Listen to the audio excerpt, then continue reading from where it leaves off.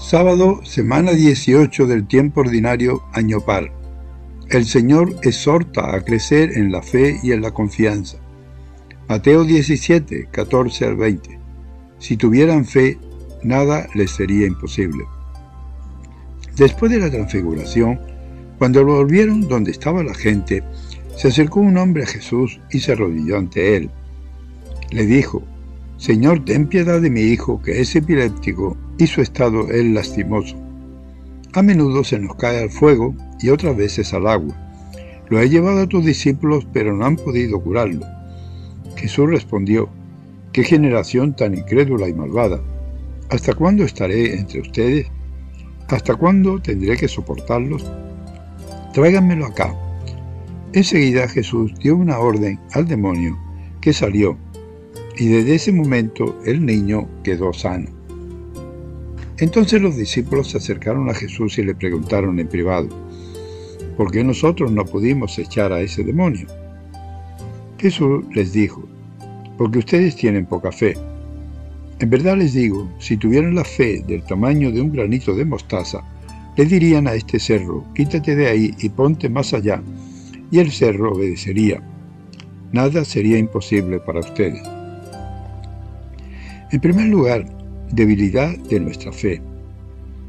Jesús aprovecha el pedido de curación de un epiléptico para insistir en la importancia de la fe.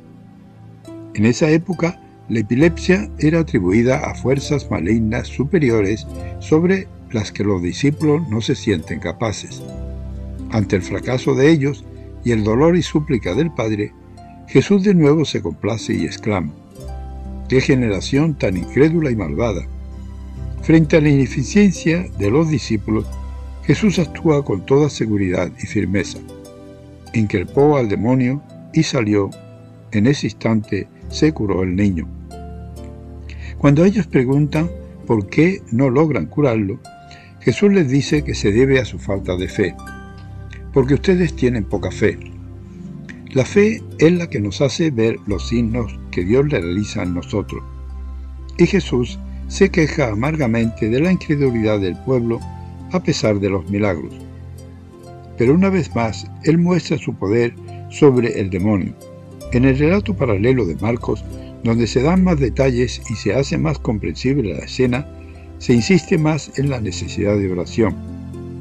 Jesús hace aquí una doble curación: al joven de su enfermedad y a sus discípulos por la debilidad de su fe. En segundo lugar, fortalezcamos nuestra fe.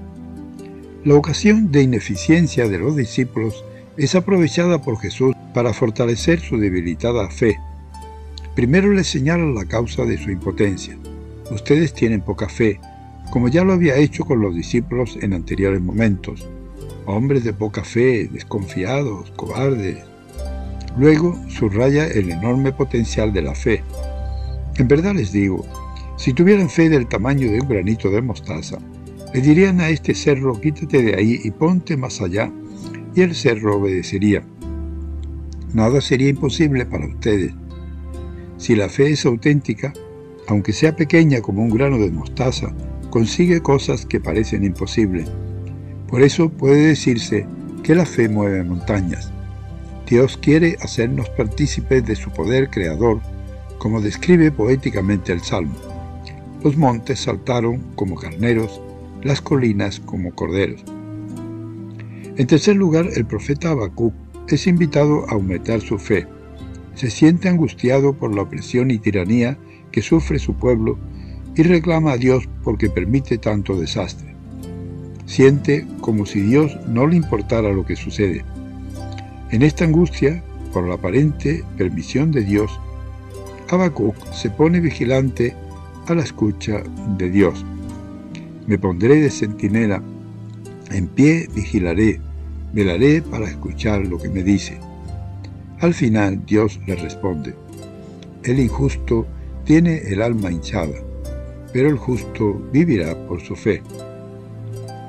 Como los discípulos de Jesús, también nosotros podemos sentirnos impotentes ante muchas situaciones de la vida.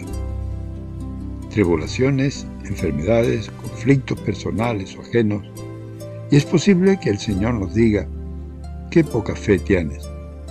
Él nos invita a revivar nuestra fe, a crecer en confianza para lograr con Él lo que puede parecernos imposible.